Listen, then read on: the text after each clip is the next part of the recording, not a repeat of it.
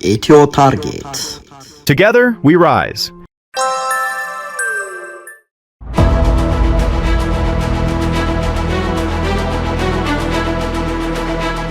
ሚያዝያ 29 ሌሊት ነው። በድንግዝግዙ ሰማይ ባስፈሪው ጭርታ መካከል ድንገት የሆርሙዝ ሰርጥን ጸጥታ ያደፈረሰ ድምጽ ተሰማ። የመርከቦች እንቅስቃሴ፣ የኢራን አብዮታዊ ዘብ ታጣቂዎች ጆሮ ቆመ። አይናቸው ዙሪያውን ቃኘ። ዩኤስኤስ ሜሰን፣ ትራክተን እና ራፋኤል ፓራልታ የተባሉ ሶስት የአሜሪካ ሚሳኤል አውዳሚ መርከቦች በሆርሙዝ ወሽመጥ በኩል ወደ ኦማን ባህረ ሰላጤ እየተንቀሳቀሱ ነበር። አሜሪካ ፕሮጀክት ፍሪደም የሚል ስያሜ የሰጠችውን ልዩ ጥበቃ ተልዕኮ የሚፈጽሙ ናቸው መርከቦቹ። ዘመቻ ነጻነት ብለን እንተርጉመው። መርከቦቹ በኢራን አብዮታዊ ዘብ እይታ ውስጥ ገቡ። እንቅስቃሴያቸው የአብዮታዊ ዘቡን ቁጣ ቀሰቀሰ። በአሜሪካን ከበባ ደማቸው የፈላው የኢራን ወታደሮች በእያንዳንዱ ነዳጅ ጫኝ መርከባቸው ላይ በሚደርሰው መስተጓጎል ትዕግስት ያጡት የጦር አመራሮች አጋጣሚውን ማሳለፍ አልፈለጉም። በወሽመጡ የሚያልፉትን መርከቦች ወሽመጣቸውን ለመቁረጥ ተዘጋጁ። ክስተቱን እንደ መልካም አጋጣሚ የቆጠሩት ወታደሮች ግን አንድ ነገር ፈጽሞ አልገመቱም፤ ወደ ተጠመደላቸው ወጥመድ ዘው ብለው መግባታቸውን። ብልሆቹ የፋርስ ሰዎች ተሞኙ። እናም ኢራን አሉኝ የምትላቸውን የባህርና የአየር መሳሪያዎች ከካዝና በማውጣት የተቀናጀ ጥቃት ሰነዘሩ። ከካማይካዚ ድሮኖች እስከ ባሊስቲክ እና ክሩዝ ቅልቅል ሚሳኤሎች፣ ከፈጣን ጥቃት ፈጻሚ ጀልባዎች እስከ ባህር መከላከያ መሳሪያዎቿ ሁሉንም ተጠቀመች። ወጥመዷ እንደሰራላት ያወቀችው አሜሪካ በጥቂት ደቂቃዎች ውስጥ እነሆ ምላሽ አለች። የፋርስ ባህረ ሰላጤ በእሳት ቋያ ተለበለበ። በኢራን የሆርሞዝጋን ክልል መዲና ባንዳር አባስ በተኩስ ተናወጠ። ግዙፉ የገሽም ደሴት በፍንዳታ ተናጠ። በ40 ሰከንዶች ውስጥ ሚናብን ያንቀጠቀጡ 6 ፍንዳታዎች ደረሱ። ሆርሙዝን የሚቆጣጠሩት የደቡባዊ ኢራን የባህር ዳርቻ ድልድዮች ከመቅጽበት ተዘጉ። የሚያዝያ 29ኙ ሌሊት ክስተት በእርግጥም ወጥመድ ነበር። ኢራኖችን ለጥቃት አጋልጦ አሜሪካንን በፌሽታ ያስፈነጠዘ። ወጥመዱ እንዴት እንደሰራ በዝርዝር እናየዋለን።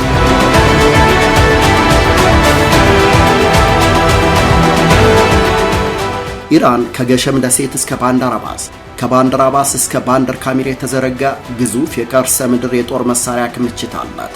ርዝመቱ ከ150 ኪሎ ሜትር በላይ ይገመታል። አብዮታዊ ዘቡ የመሬት ውስጥ የጦር መሳሪያ ማከማቻ ዋሻውን የሚሳኤል ከተሞች በማለት ይጠራዋል። ጠንካራውን የድንጋይ ደለልና የጨው ክምችት በመቆፈር ረጅም የዋሻ መረቦች በገሸም ደሴት ላይ ተዘርግተዋል። በሰንሰለታማ ዋሻዎች ውስጥ እልፍ መርከብ ላይ ተጫኝ ሚሳኤሎች ተከማችተዋል። ለቁጥር የሚያታክቱ ከ1000 ኪሎ ሜትር በላይ የሚወነጨፉ ሚሳኤሎች አሉ። እጅግ ብዙ የቅርብ ርቀት ተተኳሽ ሚሳኤሎች ተቆልለዋል። ባንዳር አባስ ደሴት ሚስጥራዊውን የጦር መሳሪያ ማከማቻ ዋሻዎች በጉያዋ ይዛለች። 500 ሜትር ርዝመት ያለው የከርሰ ምድር የባህር ኃይል ካምፖችን ውስጥ ለውስጥ ገንብታለች። ቀይ ተርቦች የሚባሉት ጥቃት ሰንዛሪ ፈጣን ጀልባዎች የተደበቁት እዚሁ ቦታ ነው። እንደ ዎል ስትሪት ጆርናል ዘገባ ከ60 በመቶ በላይ የሚሆኑት የአብዮታዊ ዘቡ ፈጣን ጀልባዎች የባህር ዳርቻውን ተንተርሰው በቆሙት የተራሮች ጉያ ውስጥ ተጠልለዋል። ለአሜሪካ ዘመቻ ፈታኙ ፈተና እነዚህ የምድር ውስጥ ወታደራዊ ከተሞች ነበሩ። በዋሻ ውስጥ ያሉት ከባድ መሳሪያዎች ከራዳር ቁጥጥር ውጭ ናቸውና የአሜሪካ ሚሳኤሎች ጥቃት ለመሰንዘር ሳይችሉ ቆይተዋል። ሳተላይቶቹ ለይተው ስለማያውቋቸው ከድሮን ድብደባ ተሰውረው ከርመዋል። ኢራን እነዚህን መሳሪያዎች አውጥታ መጠቀም ካልቻለች አሜሪካ በመልሶ ማጥቃት የምታወድምበት እድል የላትም። እዚህ ላይ ነው የአሜሪካ ወጥመድ የተዘረጋው። ሚያዝያ 29 ሌሊት ሶስቱን መርከቦቿን በሆርሙዝ ወሽመጥ በኩል ወደ ኦማን ባህረ ሰላጤ ስታንቀሳቀስ የኢራን አብዮታዊ ወታደራዊ ዘብ በደም ፍላት ጥቃት እንደሚሰነዝር ታውቃለች። ጥቃቱን የሚፈጽሙት መሳሪያዎች ደግሞ ከሚስጥራዊዎቹ ሰንሰለታማ ዋሻዎች እንደሚወጡ አልተጠራጠረችም።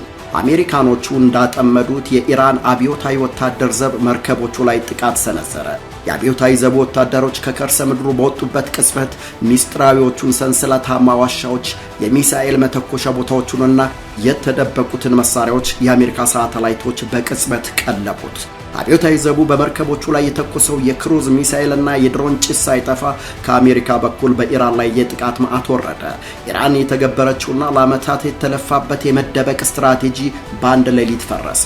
አብዮታዊ ዘቡ ባለፈው ዓመት ባንዳር አባስ ውስጥ ያስመረቃቸውና ሀዳር 110 የሚባሉት ክሩዝ ሚሳኤል ተኳሽ ጀልባዎች በታሰበው ልክ ጥቃት ሳይሰነዝሩ ቢሰነዝሩም የከፋ ጉዳት ሳያስከትሉ በመልሶ ጥቃቱ ባህር ውስጥ መስጠማቸውን ሲኤንኤን ዘግቧል። በየካቲቱ ኦፕሬሽን ኤፒክ ፊዮሪ ዘመቻ ጥቃት ቢሰነዘረባቸውም ሙሉ በሙሉ ያልተጎዱት የባንዳር አባስ ደሴት ቁልፍ ወደቦች ሻሂድ ባይሪና ማክራን ከባዱን አደጋ አስተናገዱ። የበርማን ወደብ ወደመ። በገሹም ደሴት የሚገኙት የአብዮታዊ ዘቡ የባህር ኃይል ተደበደበ። የሚናብ ባህር ኃይል ኬላ፣ በሲርክና በባንዳር ካሚር የሚገኙት የሚሳኤልና የድሮን ማስወንጨፊያ ቦታዎች ኢላማ ሆኑ። የመጀመሪያዎቹ የፍንዳታ ምስሎች በጥቂት ደቂቃዎች ውስጥ በማህበራዊ ሚዲያ ላይ ተሰራጩ። የነዚያ የሚሳኤል ዋሻዎች በሮቻቸው መከፈቱ ለአሜሪካ ሰርግና ምላሽ፣ ለኢራን ቁጭትና ብስጭት ጥሎ አለፈ። አሜሪካ የኢራን ሚስጥራዊ ቦታዎች የት እንደሚገኙ በግልጽ መረጃ አግኝታለች። ድርድሩ ሳይሳካ ጦርነቱ ከቀጠለ አሜሪካ የትኛውን ቦታ መርጣ መምታት እንዳለባት አስቀድማ እንድታውቅ እድል ፈጥሮላታል። የኢራን ወታደራዊ እዝም ድብደባውን አረጋግጦ ከሆርሙዝ ሰርጥ ምስራቃዊ አቅጣጫ በሚገኙት የአሜሪካ የጦር መርከቦች ላይ መልሶ ጥቃት መሰንዘሩን አስታውቆ በመንግስታዊ መገናኛ ብዙሃን የድል ብስራት አወጀ።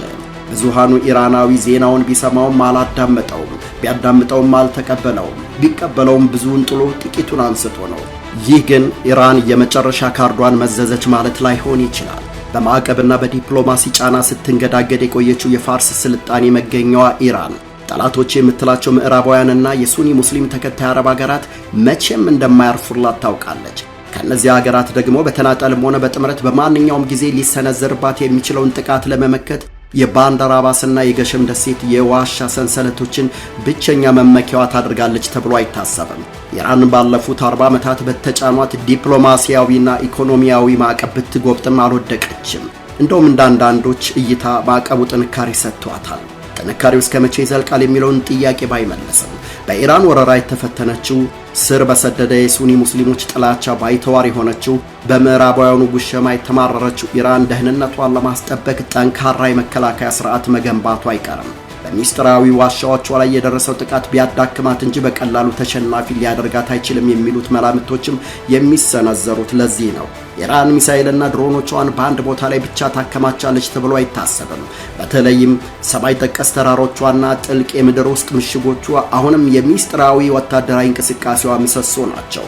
ኢራን ከድንበሯ ውጭ ያሉት አጋሮቿ ሄዝቦላ፣ ሁቲዎችና በኢራቅ የሚንቀሳቀሱት ታጣቂ ቡድኖች እንደ መከላከያ ደጀን ያገለግሏታል። ዕድሜ ለኢራን የግብአት አቅርቦትና የስልጠና ድጋፍ እነዚህ ኃይሎች አሁን በአካባቢው ላይ ጥቃት የመሰንዘር አቅም አጎልብተዋል። እናም አሜሪካና አጋሮቿ ሙሉ በሙሉ ወደ ቀጥተኛ ጦርነት እንዳይገቡ ስጋት ሆነውባቸዋል። ኢራን ዓመታት ከተሻገሩ የግጭት ታሪኮቿ በመነሳት እንዲህ ያሉ ወታደራዊ ሽንፈቶችን ተቋቁማ ራሷን የመጠገንና ስልቷን የመቀየር ልምድም አታጣም። ይሁን እንጂ ቀደም ሲል የነበራት ማንም አይነካኝም አይነት ወኔዋ ተሸርሽሯል። አሁን ጥያቄው ኢራን ድክመቷን ለመሸፈን ጠንካራ ወታደራዊ እርምጃን ትመርጣለች ወይስ በዲፕሎማሲው መንገድ ለማለፍ ትገደዳለች የሚለው።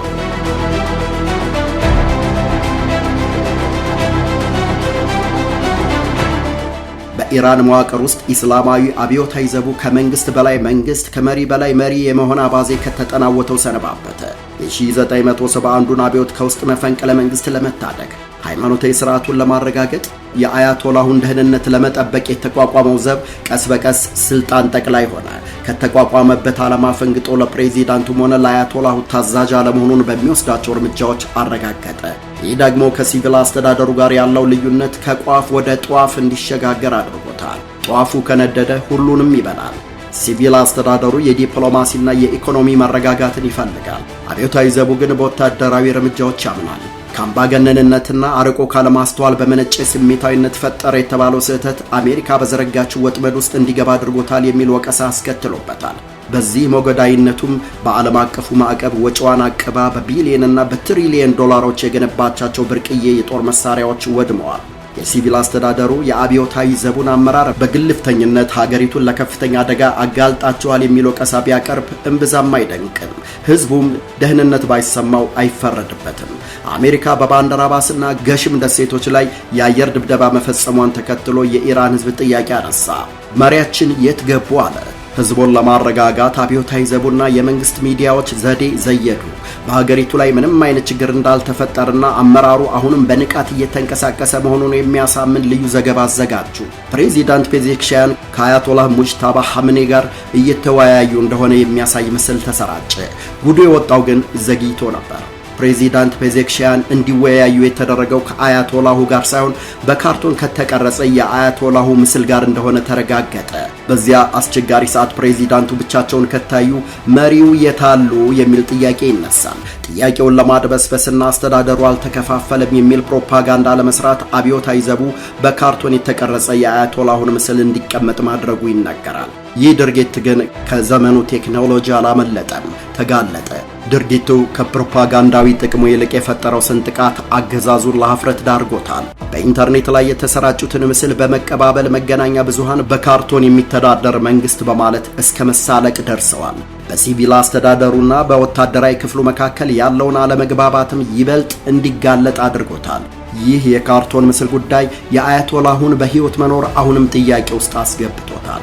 ወይም ሰው ፊት መቆም የማያስችል የከፋ ጉዳት ደርሶባቸዋል የሚለው መላምት ጎልቶ እንዲሰማ አድርጎታል። በእርግጥ የአሜሪካ የስለላ ድርጅት ግምገማዎችን ዋቢ ያደረገው ሲኤንኤን ሞጅታባ ሐምኔ ኢራን ከአሜሪካ ጋር የምታደርገውን የድርድር ስትራቴጂ በንቃት በመምራት ቁልፍ ሰው ሆነው ብቅ ብለዋል የሚል ዘገባ ሰርተዋል። ይሁን እንጂ በከፍተኛ አመራሩ መካከል መከፋፈል እንደተፈጠረ ጠቁሟል። ከአሜሪካ ጋር የሚደራደረው የኢራን ልዑክ መሪ የነበሩት መሐመር ባገር ጋሊባፍ ባለመግባባቶች ምክንያት ከኃላፊነታቸው መልቀቃቸው የውስጥ ክፍፍሉ የደረሰበትን አሳሳቢ ደረጃ ያመለክታል። የሲቪል አስተዳደሩ ትልቁ ጭንቀት የኢኮኖሚ ማዕቀብና የነዳጅ ሽያጭ መቋረጡ ነው። በአብዮታዊ ዘቡ ግልፍተኛ ስህተት የተከተለው የአሜሪካ ጥቃት ኢራን የነዳጅ ማከማቻዎቿንና ወደቦቿን ለጥቃት አጋልጧል።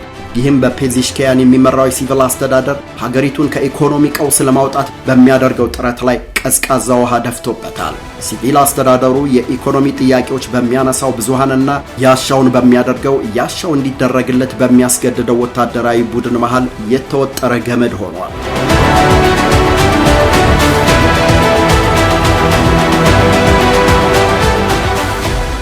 ኢራን ፐርዢያዊ ብልጠቷ በያንኪዎቹ ተንኮል ተበልጦ ለዘመናት የገነባቻቸውን ሚስጥራዊ ዋሻዎች ለድሮን እሳት ዳርጋለች፣ ለሚሳኤል ጥቃት አጋልጣለች።